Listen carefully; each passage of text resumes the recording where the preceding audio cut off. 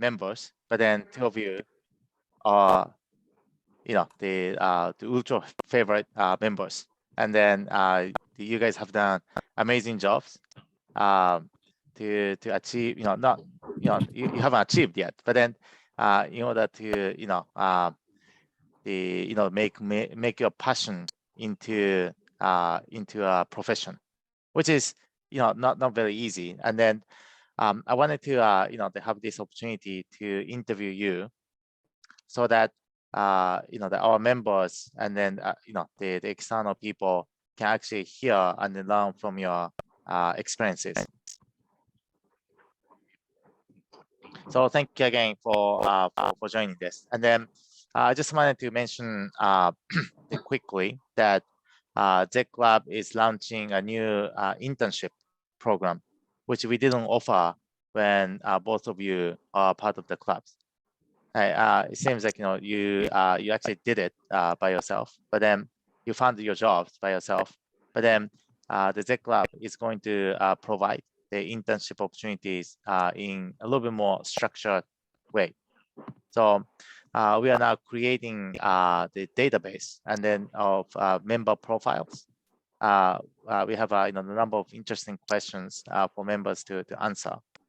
And then we're also creating a database of potential employers who can actually provide internship program to those students or the members.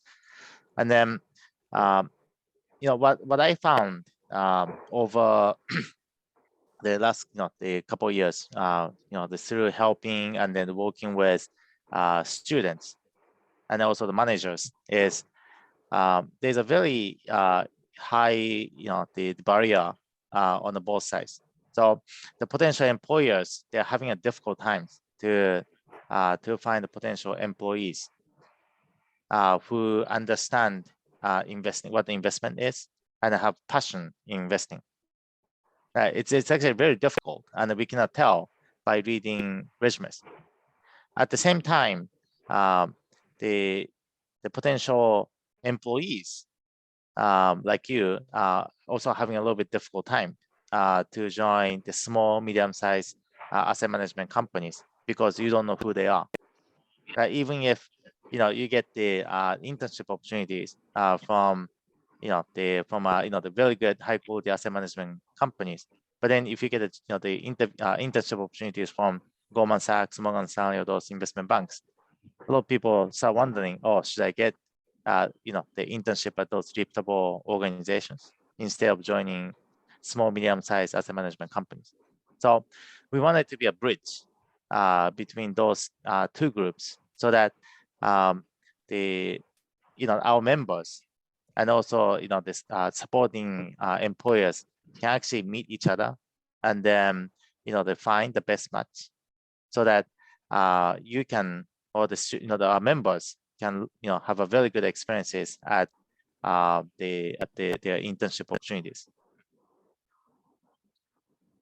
So two of you, your experiences are actually a good case studies and then showcase for what the internship programs can potentially do. In case of Max, it's more the beyond that level, I think. But then I wanted to have this opportunity to ask you a couple of questions so that our members and then the participants of this session can learn. All right, so let me start with the question to Alaedine. So congratulations for your graduation from Zec Club today. I still remember the first time I met you in Shanghai. That was almost 2.5 years ago, and then I think your growth has been tremendous. I still remember you are not 100% sure. I asked the question, do you understand the difference between asset management company and the investment bank? And then your answer was not very clear. Right? And then you joined us at the Star Magnolia Capital, my multi-firm office, and then had the I hope the informative experiences. But eventually, you found your passion, right, which is investing in companies. Right, and then you eventually you eventually found a job at the company called Disering, which you probably not many people know about this business, right? But then can you tell us a little bit about the Disering, and then what kind of company is this? First of all, thank you very much, Shinya. And yes, I do remember when we met 2.5 years ago. I was very confused and I really did not want to do, did not know what I wanted to do. I just knew I did not want to do M&A, which is kind of what I was coming from. And thanks to you, I was able to kind of switch, mid-summer between my M&A internship to working with you. Yeah, so this arena basically is a hedge fund that's based in Stamford, Connecticut, and it is a value investing, long-term oriented, contrarian investment firm. The idea really is to invest in businesses, in great businesses, very high barriers to entry when they are trading very low. So the process is basically looking for the best businesses all over the world and kind of waiting for market dislocations in their markets and then being able to buy it. The firm is led by Suchwen Tan, who's one of the smartest people I've met so far, and the team is there was just a new hire, so the team is now 8 people in the investment team, including myself, even though I have not started full time yet.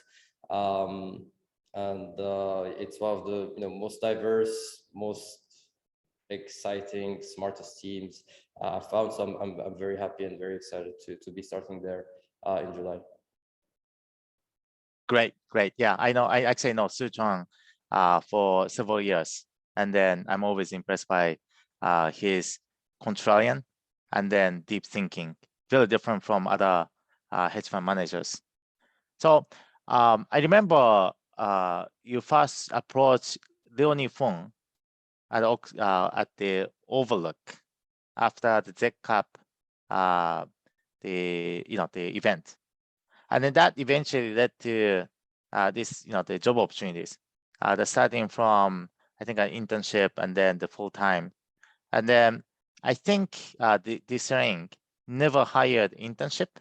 I'm not sure if it's true, but then they never hired someone from a fresh graduate. So can you tell a little bit about, how they found this, the job opportunities? Yeah, so the overall, I guess, the reason, the bigger picture reason is following your advice, which is create your own job type of thing. And I remember when I was in Shanghai, on these like networking calls, trying to get a job at an investment bank, and you were telling me stop wasting your time. If they're if these places are hiring, you don't want to work there. You have to create your own job. So for a long time, it really sounded like it didn't mean that much. It sounded so much harder than it was. So I kind of transitioned into trying to learn as much as possible and seeing basically where I end up going from there. So the event, the Z Club event, where I first met Leonie Fong, was Z Cup. So that was our stock pitch competitions, and we had pitched Arista Networks, and Leonie, I remember, was very kind, very nice, and really took the time to give us a lot of very constructive feedback on our pitch, and I felt like I learned a lot, just from listening to her for 10 minutes, right? I reached out to her and to ask more about her and her business, and ask more questions about her feedback and the pitch we had done.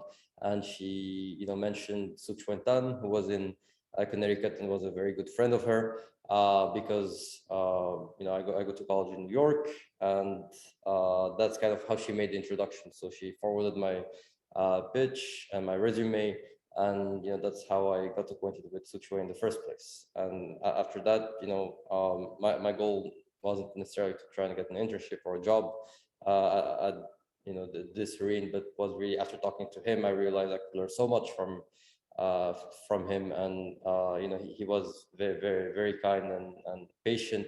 And I asked for an assignment. He gave me an assignment. We were working on a company called Cintas, and really reviewed my entire memo, gave me a lot of constructive feedback. And then I wrote a second memo that he also took the time to review and gave again very constructive feedback on. And that's kind of how we started that back and forth.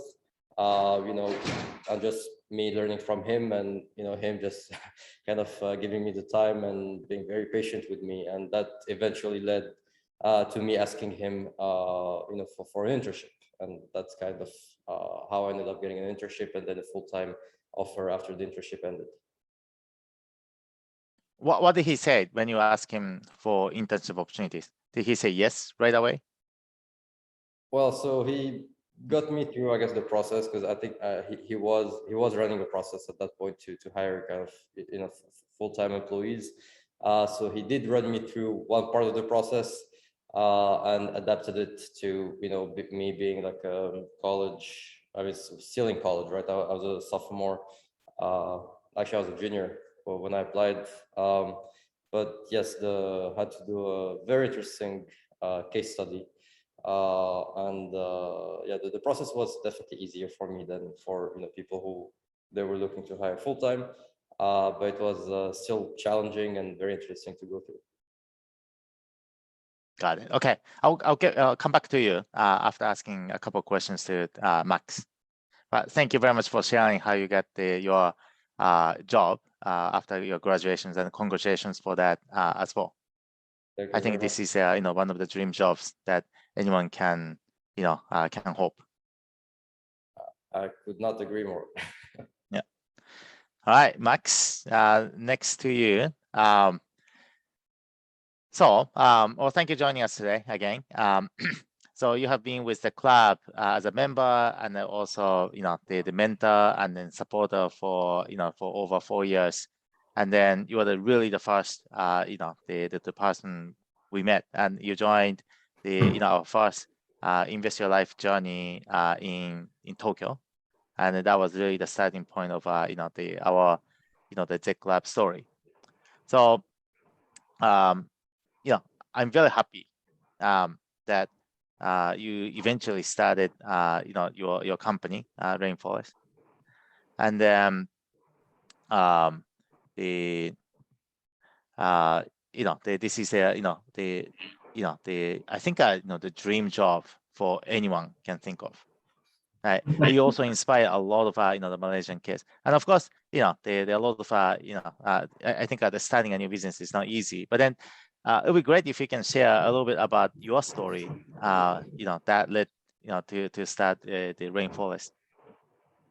Oh, okay. My story is basically quite special and also quite random. I mean, I like bounce along the way, finding what I want also along the journey. So my journey actually started quite early. So I started investing at a very early age at 13. So I work for a relative in export and import business. So I started to understand how business works since very young. So I see how my relatives they trade business, how they operate a business also in the same time. So along the way, I found out they invest in equities. So I gain a very deep interest in equities.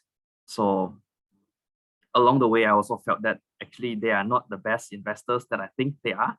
So I went to search online. At that time, there was Google already, and there's a lot of search results already at that time. So I'm very thankful of Google. So I found who is the best investors in the world. So it's Warren Buffett. So I read everything I can find about him. So all the books and everything, even though some books are really difficult at my level, at the edge. So I try to understand what they are saying and etc. To read some accounting books and etc. Since I was very young. So so slowly and slowly I gain interest in it, and I think the process is what I really like the most. So I think the intellectual curiosity and also that made a decision in the end. And along the process, am I right or not? So I found out it is a really interesting job. It is not the kind of job that like a management or like, for example, a lawyer or doctors, when you do something right, you can get immediate results. So basically investing is a very slow feedback kind of activity. So it doesn't suit a lot of people, but I think this is a very interesting job for me, because maybe my temperament is more suitable to more a slower feedback loop kind of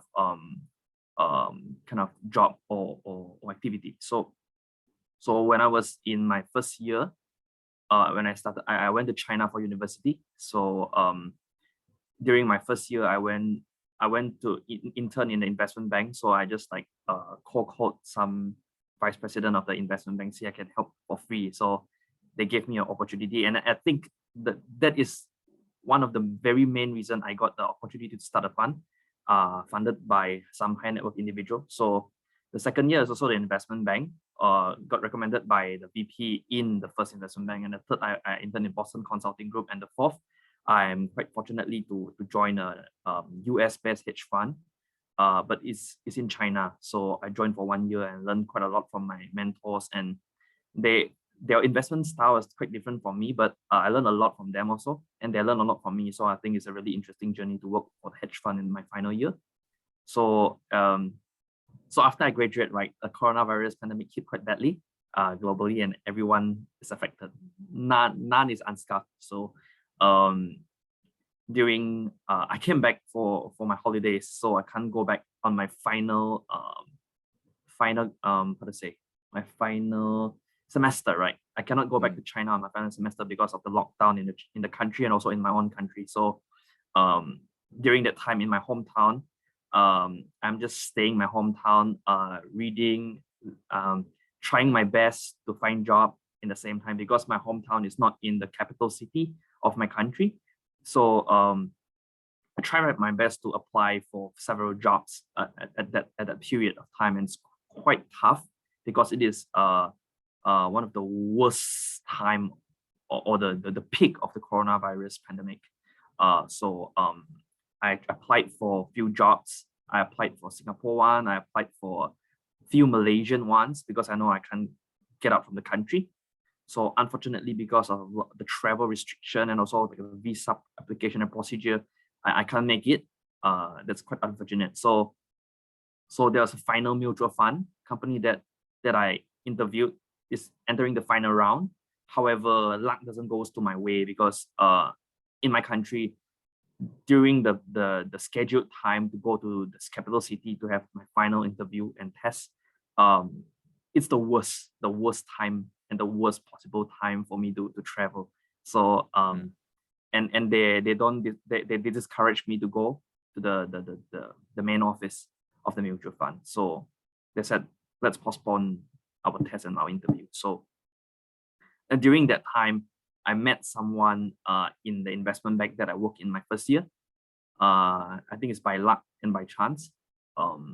So because along my years that I met that person, I helped her along the way, like because she also invests, so she asked a lot of my opinions and etc. So I gave her my opinion, and sometimes I write report research, and I talk to her why I think this is a investment is good one or bad one, or when she asks me for advice, I will give her advice.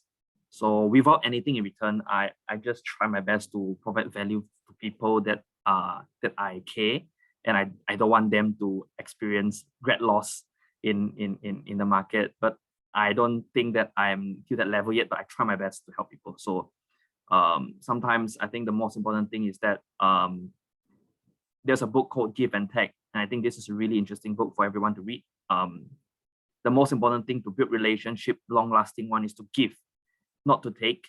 But in the end, things will come back to you. That means you can take something in the return, but of course, it's a long-term journey. So I give the most I can to anyone that I think I respect, and to anyone that I try to help. So during the month that the worst pandemic month, and also I got disparament because of I can't travel to the capital city for my final interview and test. So the person in the investment bank called me and said, why not you meet someone in my family, and he is really interested to know you. And actually I told about you to the person for quite some time already, because along the way she earned some money from my stock pick, and the person, her relatives also know about it. So maybe I think this is a track record that I built, or maybe it's a I think it's a goodwill, human goodwill to people, and people acknowledge it. So the person called me and said, hey, you want to manage some of my money? And I think the money is quite sustainable for me as a small fund and a person to manage. So I considered for 2 months, because I don't really want to take money from any people. If I haven't felt prepared, and I asked for opinions from Shinya also, thank you, and from some friends that you recommended me, and eventually I felt that since I'm very young, I can take risks at a very young age, and it's nothing to lose. I have nothing to lose along the way. So I took the opportunity, and the entrepreneur trusted me with his capital, and we started the journey on March 2021. And it is also a very difficult time, because the market is very high and everything is expensive. So I tried my best to search for values around the world, and try my best to manage and prevent capital loss as much as possible, to protect the capital in the same time go it. Yeah, that's the journey. Yeah. Yeah, it's quite amazing, the path you have taken. And then I'm pretty sure a lot of people wouldn't have taken this path, because it's not easy, right? But then I know it's challenging, the path of the starting a business, myself as well.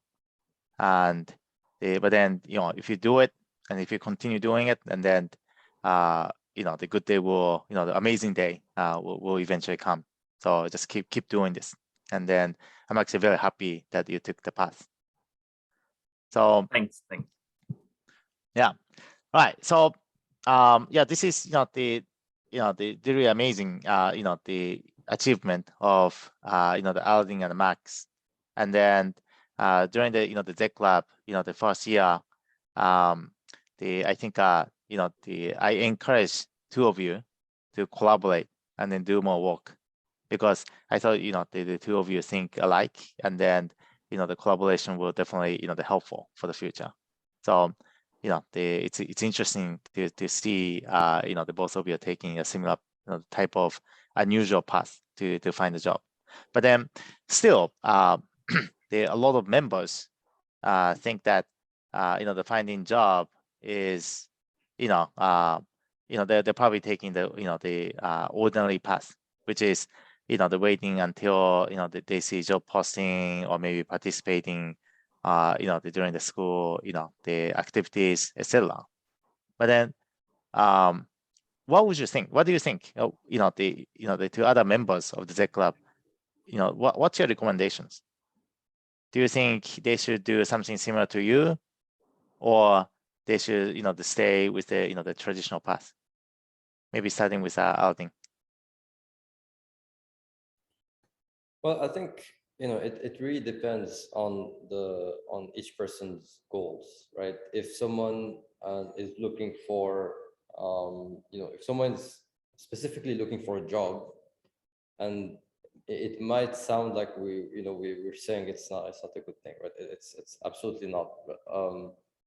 What we're saying, if someone is looking for a job, and that could be for multiple reasons. First reason could just be because they need to sustain themselves, and they need to be able to provide for for themselves. That's an excellent reason to really be focusing on finding a job, right?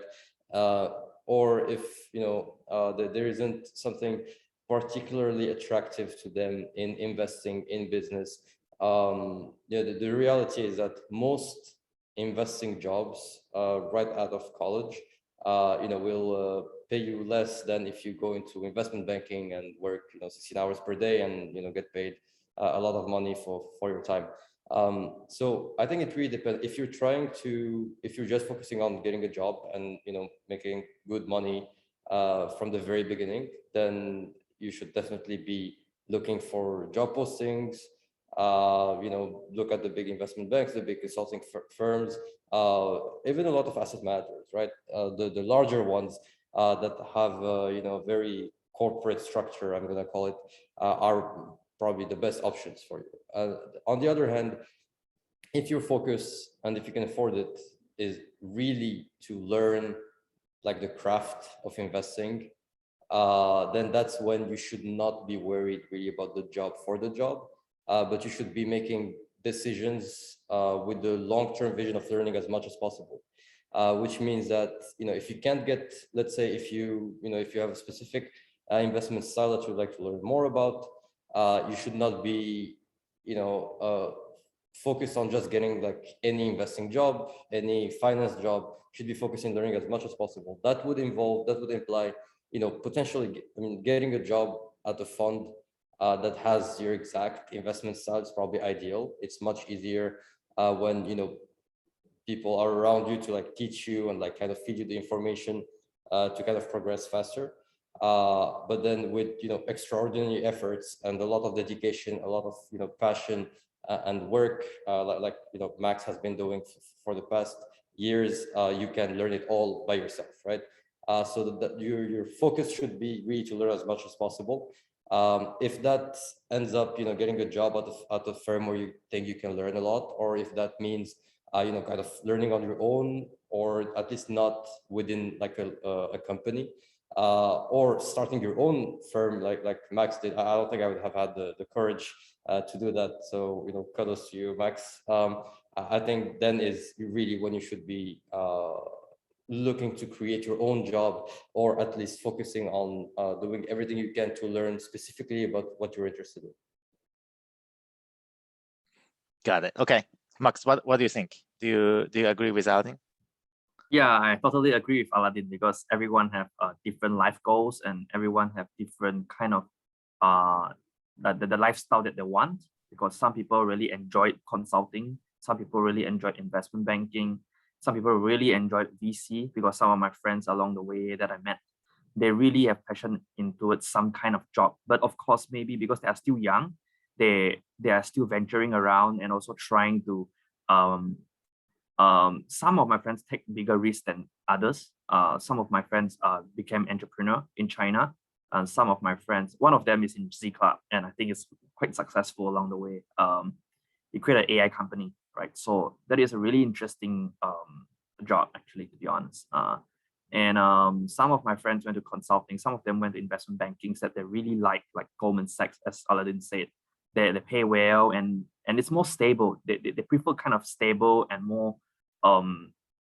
It is a very exciting job, but maybe they are not towards like investing, because investment banking is mainly service to companies, and they try to sell products to buy side people like us, like investment managers, to read the reports and etc. And some people like enjoy consulting, etc. So everyone have their own life goals. So I think the most important thing when we are in college too is to venture out to join clubs, and to see try to join as much as possible. But maybe in the first few months, you need to try your best to filter out which one you're going to spend more time in, and which one you're going to spend lesser time in. And in the end, you find what you really want at that point of time. I mean, it's not that it's stagnant forever. It will change along the way, but at that point of time in your life that you figure out this is the best that you're going to take the job, or maybe the opportunity. So everyone is different, and everyone is maybe prepared for different kinds of job. Like Alaedine is more prepared towards, he is very prepared since he was in his former year, that he found out maybe he really wants to learn the investment craft.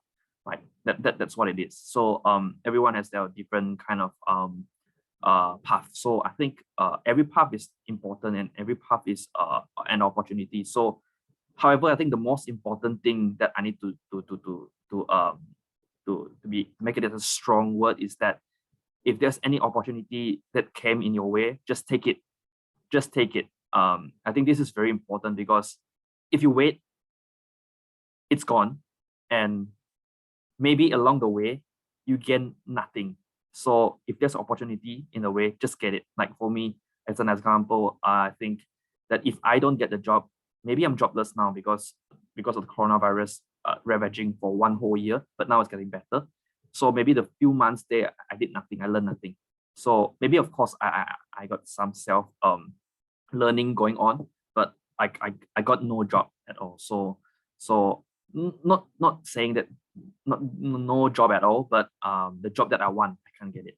So I think this is a very important thing to members of the club and also listeners, is that if there's any opportunity coming in your way, no matter whether you're prepared or not, you really need to get it, because you're going to be prepared along the way. I think this is the most important takeaway. Yeah, well, the Max, your story reminds me of, those like, the company like Apple, or maybe, the great companies, they started at the garage during the recession time. A lot of great companies started, in that way. So hopefully Rainforest is, will be one of those, the companies that, people will remember being, oh, yes, Rainforest started, because Max was jobless, and then, they didn't have anything else, so he started this, and then, so I think that will be, I can see, that is coming in the future. So I think one of the advice I gave to you, both of you, was it was actually not how to invest, I think, but then I think I told you, like, oh, you have to keep writing. Right, and then you probably didn't. Maybe Max was more, they was writing a lot from the very beginning, I think. But then, Alaedine was probably not the, the super big writer back then. Now you probably see why I ask you to write a lot, and then, I also encourage you to start, start blog, and then sharing your investment ideas to the public. Right, because writing gives you an opportunity to think more deeply, and then logically as well. Right. What else would you recommend? Like, say, for example, the student who wants to, to take the path that you took, outing a Max. What kind of actions? Maybe Max, you mentioned that, oh, just, if there's opportunity, just take it. But more practically, what do you, recommend to those students to do at this stage?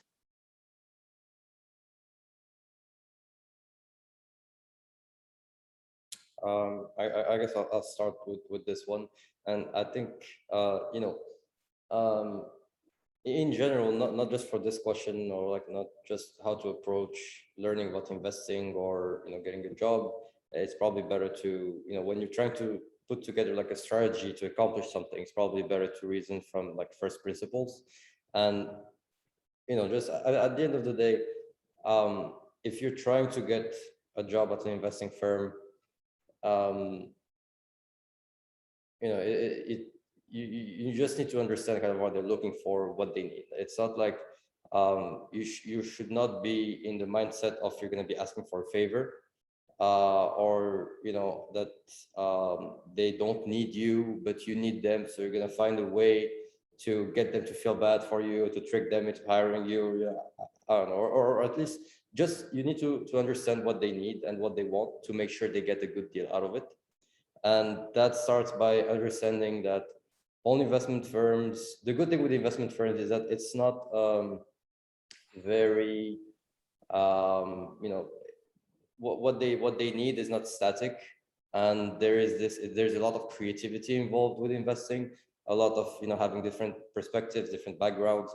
So you just by, being, I guess, a different person and having a different experience, you have intrinsically like valuable things to bring to the firm. So for at that point, you just need to show that you can bring value to them by doing, do a lot of research on your own, learn a lot on your own, write a lot, not only to, actually make your thinking sharper and get better at investing, but also show proof that you have been doing a lot of thinking and reasoning and work.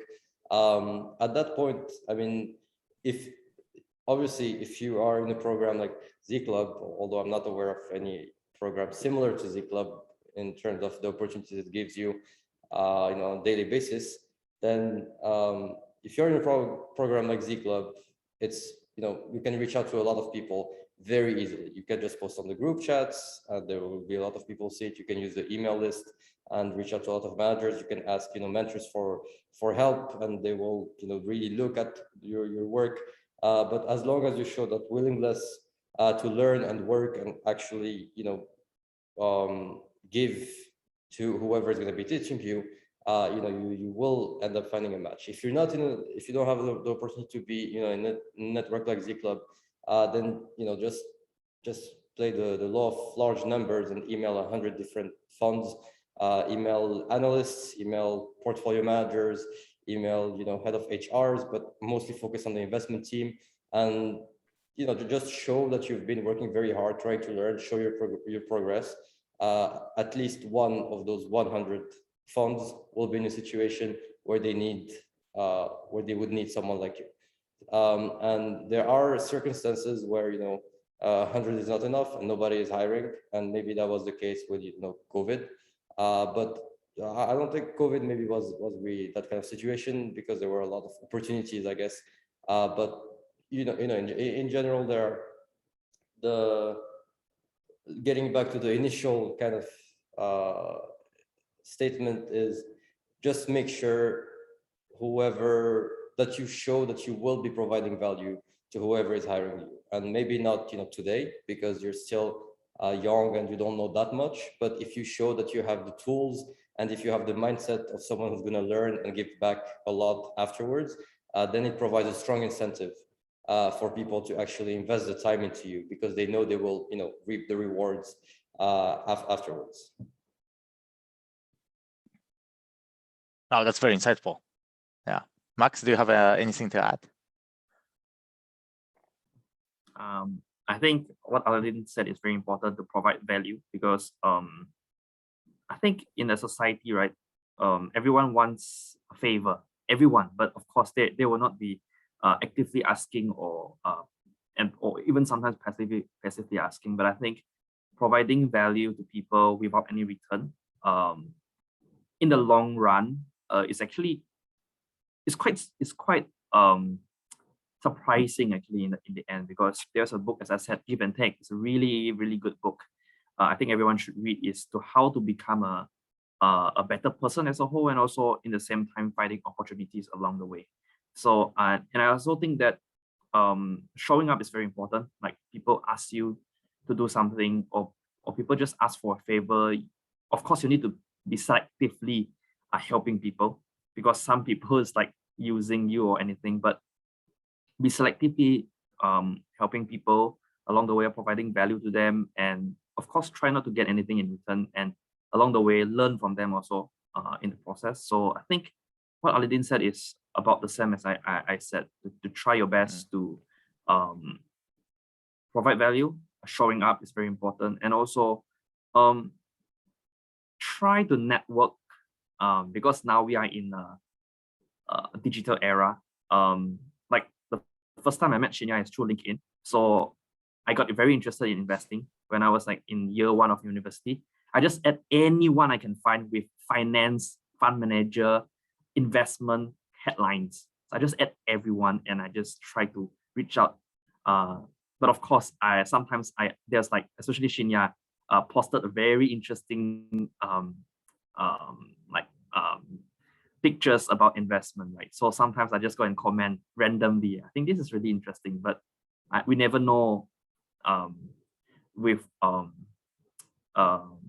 time that people maybe will notice you along the way. So that's how I met Shinya. So network as much as possible. Yeah. Yeah, I'll say this is my my former boss told me right before I started my own business, and it was actually true. And then he said, once you start a new business, once you start your own business, you will meet completely different kinds of people, and which I thought is very true, right? And then no matter how small the business is, or no matter how big the business is, the founder of the business, people, the other founders actually respect you to start a business, right? And then they were willing to meet. So it's actually, they opened up a lot of, the relationship for me. And then the level of people that I was meeting is very different from before. I had a lot of, the good opportunity to meet people, but then, they actually starting a new business, like, changed quite a bit. Yeah. So hopefully, you have you are having already, a lot of those experiences, but then, it's easy for me to introduce you to someone else, right? Like, for example, Dennis Hong, right? And then if I, they tell him, oh, Max Tai is an analyst of, ABC, as opposed to, he's a founder of Rainforest, then people become a lot more interested in speaking to you. Right. Anyway, so we have a lot of questions, and then the audience, please, they submit your questions that we try to answer one by one as much as possible, as far as Alaedine and Max have time today. So I'll go from top. So also you're answering the questions by typing. Okay, right. So this is a question to Max. What is your long-term vision for your partnership? My long-term vision for the partnership is, of course, to compound capital for my partner in a more sustainable way. Because I think that in the fund management business, a lot of people are more short-term oriented. Is even more than I expected to be there. So a lot of people are very short-term oriented in the market. So I try to my best to learn along the way, to find ideas along the gravels, using my pick and shovels to slowly find opportunities along the way, and buying the best businesses that I can find at fair or undervalued price, and to compound capital for my partners more sustainably, and also try not to lose money, and try to earn money, because in the past, right, when I invest on my own, I didn't really have the strong emphasis on earning money, to really earn money, to generate alpha. I just tried my best to buy businesses I think are undervalued. Some are value plays, some are compounders. I buy and I hold. But after I started my investment business, I really found out actually it's really different, because when you start a business, right, you're not like practicing investing. You're actually doing a business to earn money. So you need to try your best to balance out investing and also in a business sense to earn money, right? So it is not easy. It's very, very challenging along the way, because I need to change my mindset to think how to operate a business in the same time, practice investing in a rational and also a more sustainable way. So for me, I try my best to buy undervalued businesses that I can find, no matter large cap, small cap, mid cap. I try my best to find anything there and buy at a fair or undervalued price and compound capital for my investors in the long term. So I think my thinking of investment changes a lot along the year since I started the partnership. So I found out what I want, what is more suitable for my temperament, and also what investment, I don't say style, but my way of thinking changes quite a lot along the way. So for me, the most important thing is to compound capital in a long term, and I can reuse this this process and the structure to find more similar companies or undervalued companies along the way. So I try to build a structure and also the process of how I find companies. So it's like building a business along the way. So it's really, really difficult. It's more difficult than I expected, but I think this is really interesting, because I need to handle my clients. I need to tell them why this company underperform, why this company outperform, and sometimes they're stressed when you manage people's money. So you need to balance everything very well, because I respect all the fund managers now, no matter big or small, because this is not an easy journey. But it's really, I learned a lot along the year. This 1 year, I learned to be more responsible when investing. But the goal is the same: to earn money and compound capital for the long term, using a process, a framework. You need to create a framework, a process along the way. So that's my answer. Yeah, I'm still along the journey, so I cannot give a very precise one. Yeah, but I try my best to give. That's all. Yeah, I particularly like you chose partnership to call your business, and I think that's important as well. Right? And then when we select managers for our family office, we don't call them fund. We always call them managers.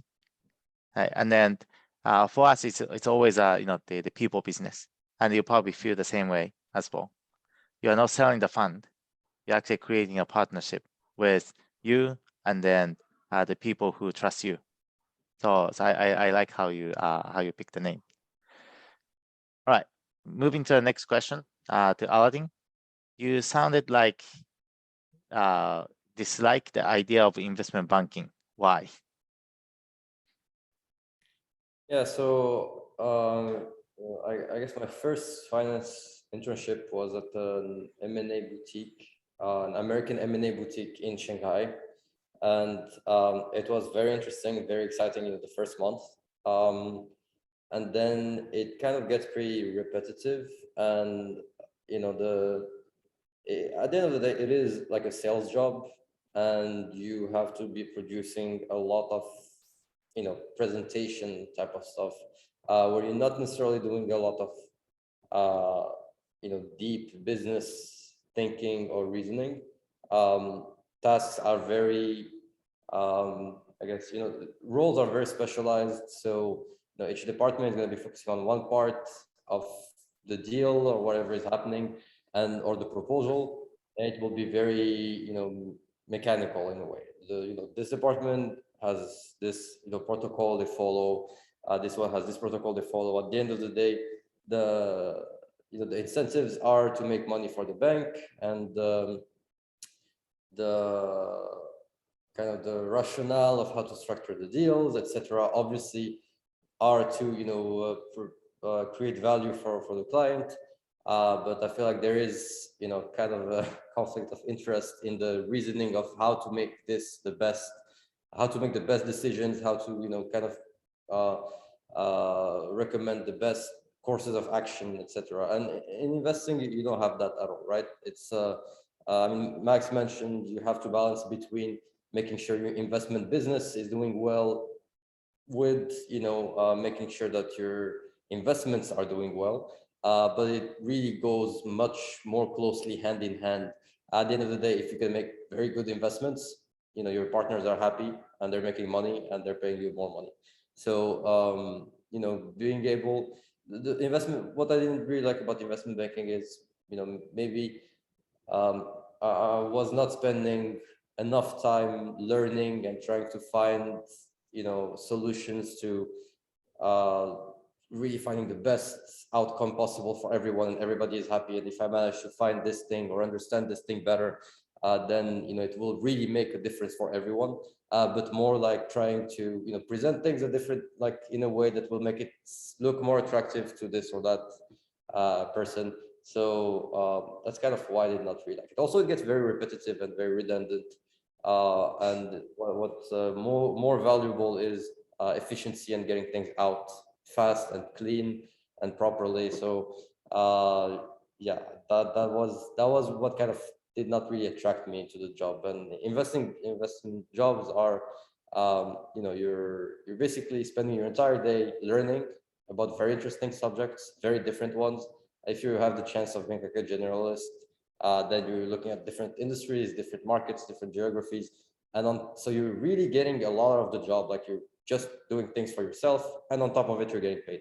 So, it really is like a 100% win-win type of scenario. So I guess that's why I don't, I'm not a big fan of investment banking. It's because I really prefer the investment part of it. Got it. Okay, I think that's enough. So, the investment bank is also important part of the, the financial system. So, but then it is in fact, I guess maybe investment banking, you have to work longer hours, right? But then, it's not an easy job at all. But then, the investment job is probably, it's not based on number of hours you work, right? It's probably, how much brain you actually use. So, I rather, to spend our brains rather than just, the typing and the designing presentations.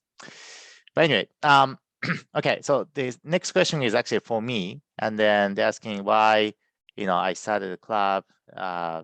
It's actually, the Tiffany and I started the club, and then why we like helping members like Alaedine and Max. It's a very interesting question. A lot of people ask me or ask us, and then and it's also very important, the questions for me to answer as well. And so, after seeing this, I didn't really, have a proper answer to this question until now.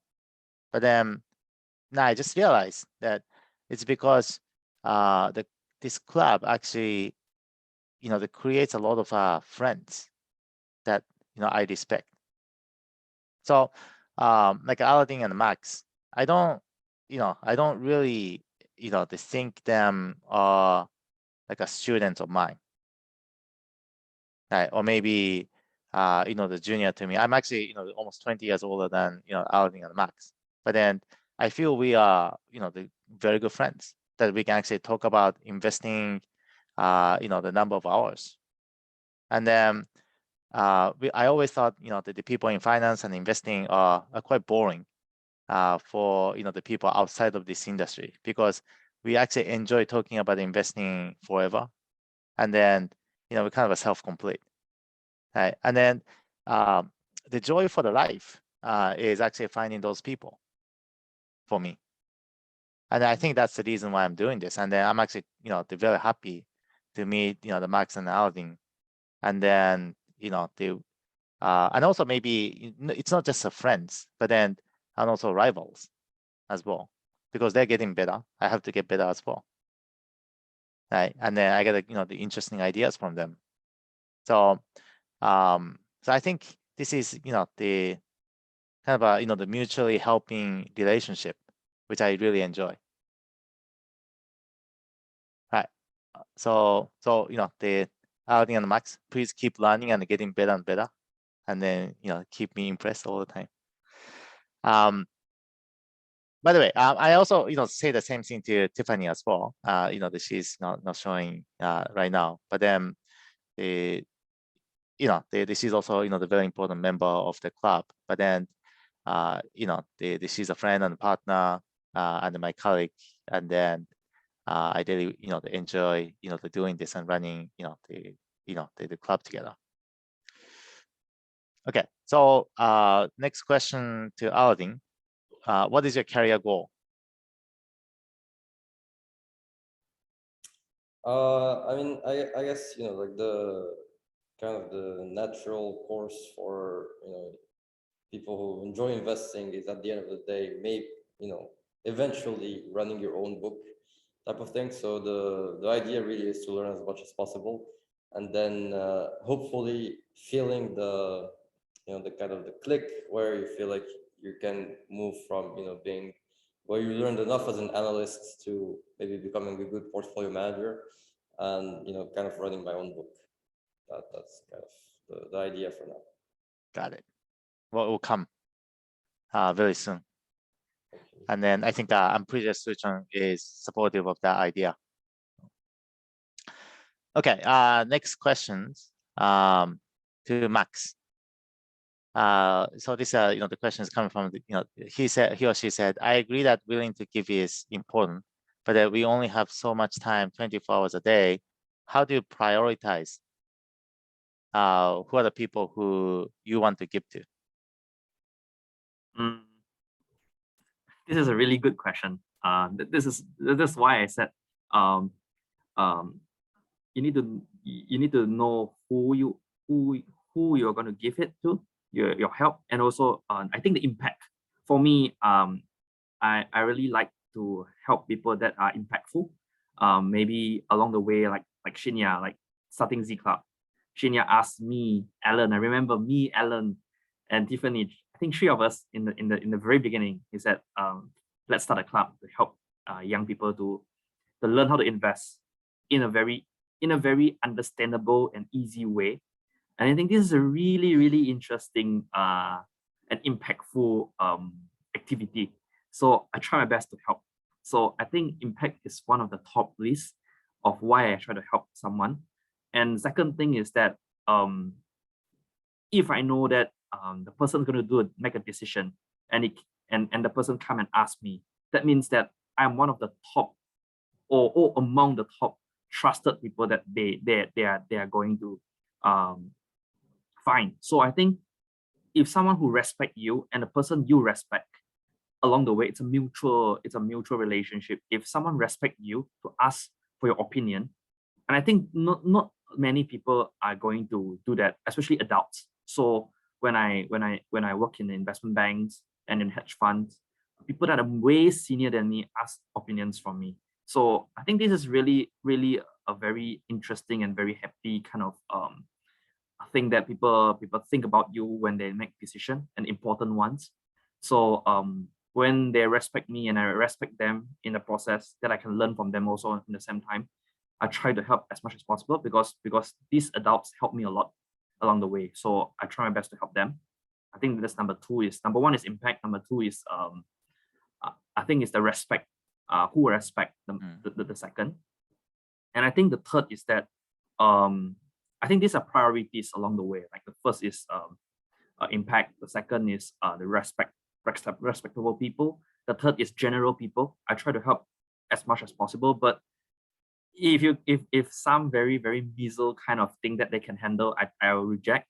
But if something that I'm capable of helping, and if I have time in this to help, maybe it's a much more complex kind of question or situation, I try to solve it because I think I'm a problem solver.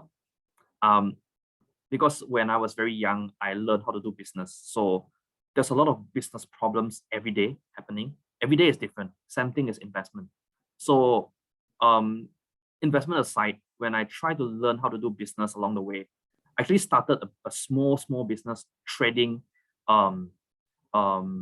consoles like Game Boys, like very cheap Game Boys from Japan. So because the reconditioned Game Boys are sold at less than half the price of price sold in my country. So I try to import the stuff. I try to see whether I need to pay taxes or not. I try my best on how to build a more sustainable business when I was like maybe 14, 15 years old. And also along my way in my high school years, I did some small businesses along the way, collecting coins and selling and buying. So there's a lot of things happening when you do business. Every day is different. So you need to go and solve the problem. So I really like to solve problems. I just don't know why. I just feel the excitement of solving problems. So that's why I think that if there's a problem that I think is really challenging, I will go and solve it. So the third I think is challenge, aside from investment. So maybe these three are the priorities that I look at when helping people. Yeah. Got it. Okay. Oh, that's very interesting. And then I think one of the important characteristics to successful investors is curiosity, and the curiosity about the world, and then how the things work. And then I think that is probably similar to what the Mark says, finding solutions. It's also the coming out of curiosity as well. And then the Alaedine is also the very curious person. I still remember I have to stop him to ask questions because otherwise he keeps asking questions the after work. So I said, okay, I think I have to go home, and then I have to, we have to stop here. Anyway, okay. So the next question is, you are only in your 20s. What is long term to you? This is a really good question. What is long term for me? Actually founded my temperament maybe like 2 years ago, 1 to 2 years ago. Investment temperament, to know who you are by yourself. So I started very young investing. So I tried a lot of different paths along the way. I invest in cyclicals, I invest in value stocks, I invest in compounders, I invest in great quality business, good management. So in my country's market. So I basically invested 10 years ago. I'm like 23, this year 24. So 10 years ago, I started investing. So I made a lot of mistakes, along the way. But throughout this journey, I found out that the businesses that I evaluate, because along the way, sometimes there was tips from like my relatives that they said, oh, this company is good along the way, because when I was very young, I just listened to adults. However, along the way, I found out by reading books like Warren Buffett books and Peter Lynch, maybe all the famous investors that you can quiz me, famous investors, maybe I know most of them, because everyone I find, no matter what, I just find everyone. So I got a very strong curiosity on successful investors. So I learned a lot from them. They are very generous to sharing their ideas. So I learned a lot of that. So I implement on my investments. So along the way, I found out some cyclical stocks. I found some value, as I said, so many kinds of situations, special situation stocks, and also compounders and etc. But through the track record that I invest, I found out that businesses that in the end, that I felt that is going to be profitable, like maybe with great management team, long-term compounders, or sometimes still undervalued, under the radar, but they are compounders in disguise. These kind of businesses that I find with like competitive advantage and all sorts of the qualities that these great investors taught me, I filtered all of them through the criteria and I picked them in comparison to, for example, cyclical stocks like oil and gas stocks or like airline stocks and etc. Through history and also through my the track record that I invest, I found out that the companies that I bought with all the philosophies of the best investors squeeze out to the final decision. I found out the performance is way ahead of cyclical stocks, tips, or maybe value driven or deep value or value trap. I found out through my experience 10 years in investing in the local market and also in overseas. I started overseas like maybe a few years ago. I found out the performance is way ahead of the ones that I said. So and these companies, actually I did a case study on my own self. It's actually evaluating my own self along the way. So in the past few years, I invested in a company. It's a semiconductor equipment company. And I invested in a cyclical company. So after 3 to 4 years, I sold the cyclical company. I cannot sleep well when I invest in cyclical businesses, right? The things turn in. And cyclical companies, when their PE is very low, that means they are in the height of the cycle. When the PE is very low, when the PE is very high, that means they are in the low of cycle, and PE is very low, it's in the height of cycle. So I don't know, maybe I have some skill in catching cyclically, but I don't sleep well. So I saw it. Whereas after 3 to 4 years, a semiconductor equipment machinery company that I think that has mocked, kept on compounding my money along the way for 4 years. I hold the stocks for 4 years. So my temperament is, I found out that I have the temperament to withstand volatility. I don't know whether it's ignorance or what. It's still very early, but I have the temperament to hold on to companies through volatility. Maybe this is what I learned from the past 10 years. So my main goal now is to find great businesses where in the early stage, or even now, if they are great, I'm going to buy it at fair or undervalued price. So there's an investor called Terry Smith, right? He said, I don't buy lousy businesses. I buy proven great quality businesses and ride along it. So everyone has different kind of strategy. So for me, I tried to find unproven or still yet to be successful but coming to be successful businesses, or they are successful already but they are trading at fairly valued or undervalued price, but still compounding capital very strongly, like Facebook and like Mercado Libre, like maybe like Constellation Software and etc. ASML. So I found out that my personality is that I can withstand volatility, and I think that if thinking long term, right, is the best possible way to invest for me, I think. Because a lot of investors that I learned from, they are long-term investors. A lot of people said they are long-term, but I think long-term is with some criteria. You need to verify along the way. That means you need to verify the business along the way. For example, Alibaba, I'm very bullish a few years ago, but along the way, I verified the business. I felt that actually it is losing the market share. It's because they steer towards profitability, not sustainability of the business as a whole, and they didn't create enough moat along the way. So also I learned a lot from my mistakes of when JD is like $20. I don't understand this in the beginning, you know what I mean? So because I'm still young, I try to find great margin businesses. Sometimes great margin businesses doesn't mean they're going to be long term. They're going to be staying long term, because if good margins, competitor comes and kill you. So I haven't really thought about how cruel the business world is until I really start investing for people, and of course starting this few years. So verify along the way is very important. So for me, I try to buy businesses that it's quite difficult to try to buy businesses and it don't sell, but I try to buy businesses and hold it and verify along the way.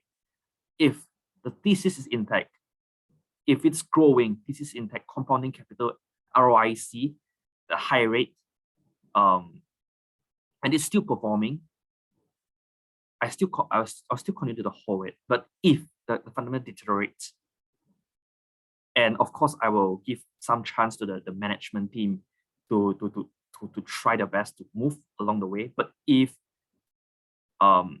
proven unsuccessful after few quarters or few years, maybe now I maybe like 1, 2, 3 quarters I can feel it already, because it's quite obvious. I'll cut the position. So I think this is very important. A lot of people said buy and hold. I don't think buy and hold is very a good thing to say. I think buy, hold, and verify along the way. This is very important. So for me, the semiconductor businesses I held for 4 years, I'm still holding it. So the fundamental is still very intact. So I don't sell at all. So long term is not like 1, 10 years, 5 years. It's not the exact number. I think long term is you're growing with the business along the way, because business, the stock price follows the fundamentals in the long term. So I think this is very important for everyone to know, because in this very full of noises market, right? One small news will cause a stock price to collapse, like Evolution Gaming. But I think the most important thing is the business is going to compound the money in the long term? Is the business having small setbacks that are temporary? I think as investors, you really need to think deep about it and capitalize it if you think that it is temporary. So I think it's buy, hold, and verify for me.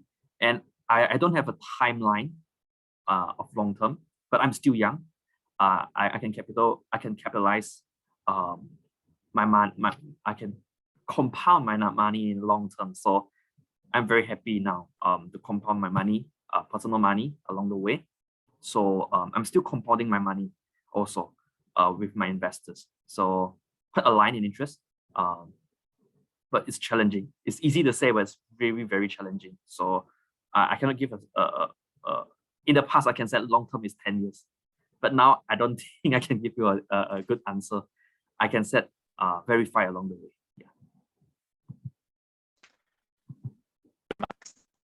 Yeah. I agree, and I have seen you for 4 years, and I never in Australian strategy for. So I can tell if it's my internet that's not working properly. I think Yeah. Shinya's his internet is choppy.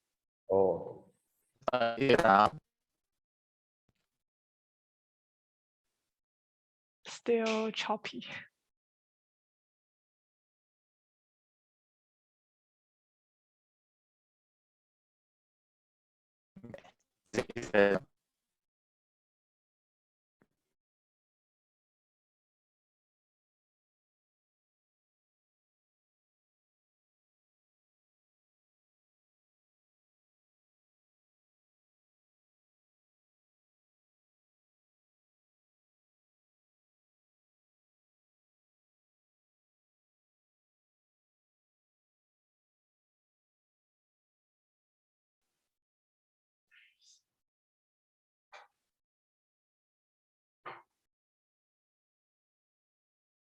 Okay, I think we might temporarily lose Shinya as he figure out his internet.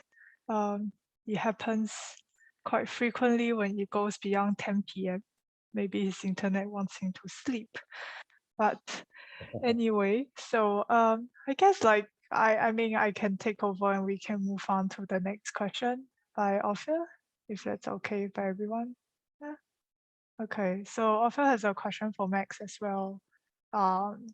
He mentioned that you mentioned that you self-study for a while, assuming raising capital is not an issue. Have you felt ready to start the firm in terms of psychology and investment craft without working for a hedge fund, or do you think it was a necessity? This is a good question. I'm never ready for the opportunity. I'm never ready for this opportunity. But as I said, when any opportunity comes, I just take it. Because my investors is betting on me learning. He's not betting on me to earn money in a short period of time. But of course, he's stressing me to earn money in a short in 1 year to prove. But he also understands that the market is really difficult to beat last year, because basically if you buy FANGs last year, you might outperform the market. That's one of the strategy, but the rest is really difficult to outperform the market. And for me, I think it's challenging. It's really challenging, but I'm not ready. But I learn along the way. So without working for a hedge fund, actually I worked for a hedge fund for 1 year as an intern in China. So I learned a lot from my mentor. His strategy is really different. He has a growth mindset strategy. So most of the stock he picks are superb, to be honest. One of the stock he picked that I don't understand in the past, but I felt ashamed as a Southeast Asian, is C Limited. So he picked C at $10 USD. So I learned a lot from my mentor when I was working in a hedge fund. So yeah, I don't think I'm ready, even though I'm internship in the hedge fund or anything. I'm still learning, same as Alaedine, or we are learning and we never felt ready. But when the opportunity came, I just tried, because along the way, I felt that people are not obliged to give you opportunity. So if they give you opportunity, you need to take it because they trust in you. So for me and my investor, my investors told me that he's willing to lose all the capital he gave me. He's just willing to lose it, he said. But of course, he said, try to earn money for him and not lose a lot of capital in the long term. So yeah, so I'm very grateful to have an investor like him, but he is very strict. He challenged me a lot of times. And he's a very successful entrepreneur. So yeah, I think we are never ready. So I'm very lucky to have someone as successful as an entrepreneur to bet in me early on in my journey. So he even gave me an opportunity to work for him as an assistant of his empire. So I haven't really accepted that offer yet, but I try my best to help him when any question arises besides my investing job. But yeah, he know I'm struggling in the first year as a young kid, 23 years old, without many experience, some experience, but not many. But I'm very lucky he bet on me, and I'm very lucky he trusts me.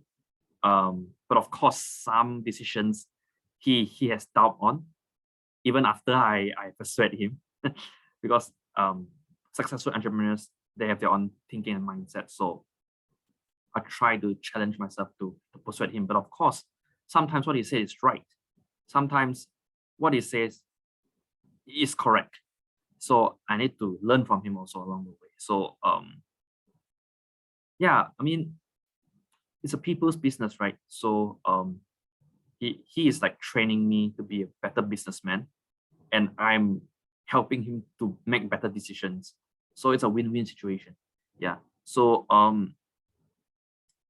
psychology, I think this is quite important because along the year, when I felt that I'm going to underperform the market, yeah, there's a psychology toll on me because people bet on me to earn money, and maybe I'm not live up to the expectation as what people might want along the way. I mean, along the process in the 1 year. So I felt very bad.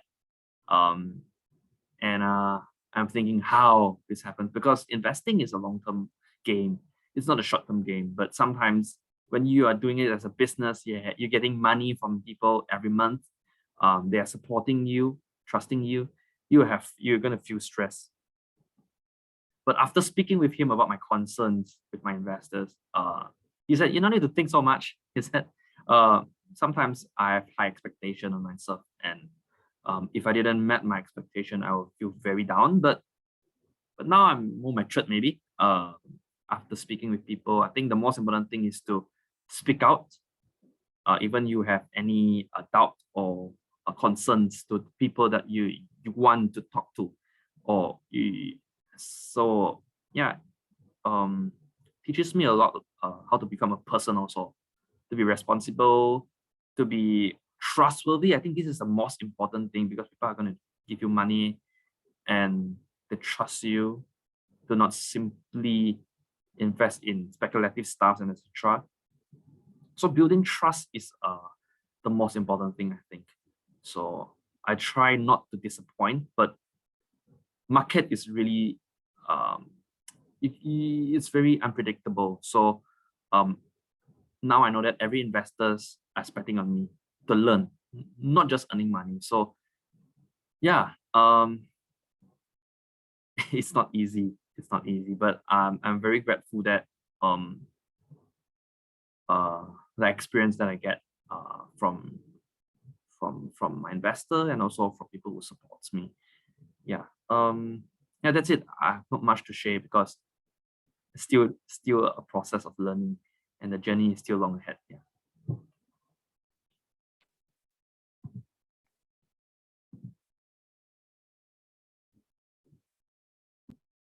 Okay, I came back, and then I just realized all the Q&A disappears if I join late.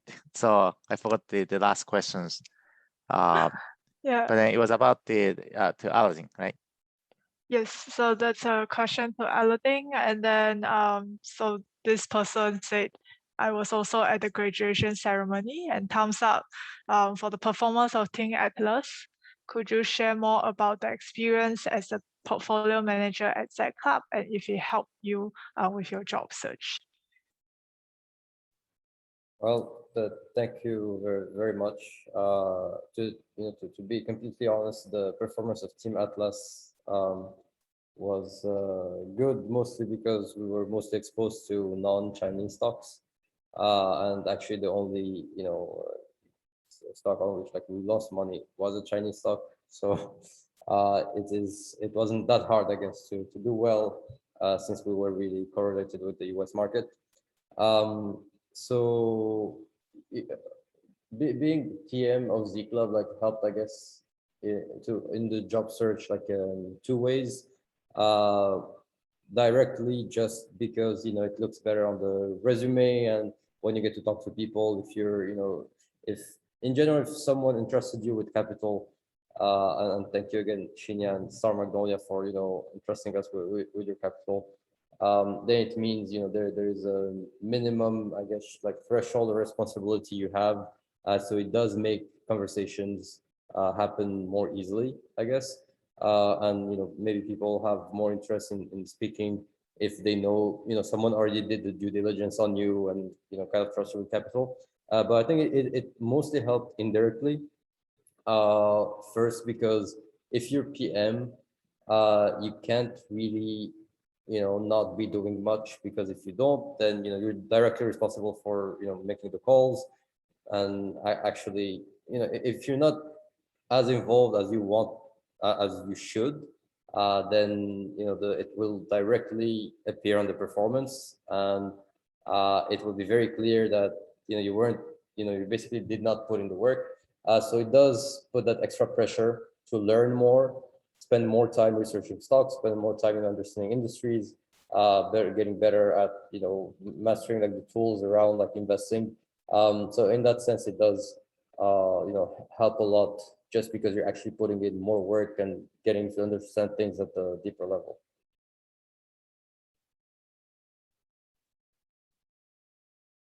Got it. Thank you.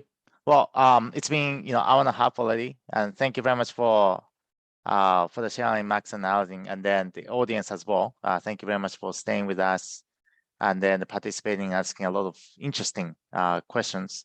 If you're a member of the Z Club, you can always reach out to Max and Alaedine anytime. I'm pretty sure they're happy to help you. Max just mentioned give and take. We all understand the importance of give and take. And then yeah, of course, if you before you ask, you also have to give as well to something. And then it could be anything, right? And then just a regular conversations could be very helpful. Just this conversation like we had, one thing that the Max reminded me of is that the importance of low margin business, right?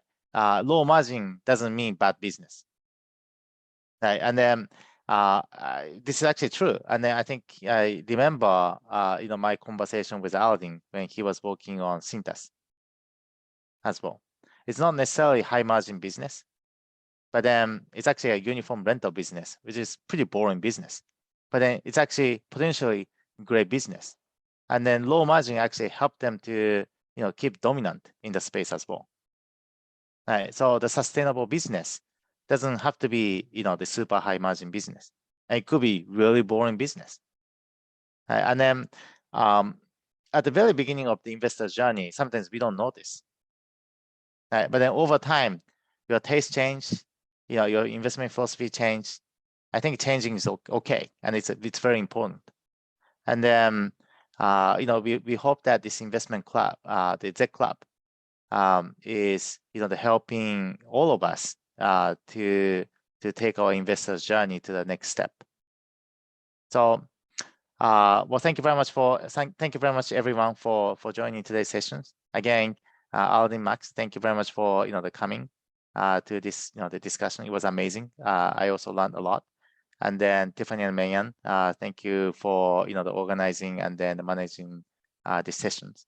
So hopefully everyone will see you at the next session. There's a letter called Nick Sleep's letter, Marathon Asset Management's Nick Sleep's letter. He talked about Amazon.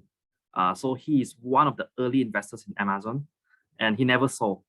So I read Nick Sleep's letter and I understand why Amazon is so good and why similar businesses like JD, Coupang, is actually very obvious they are going to be winners, but not in the short term, going to be long term. Yeah.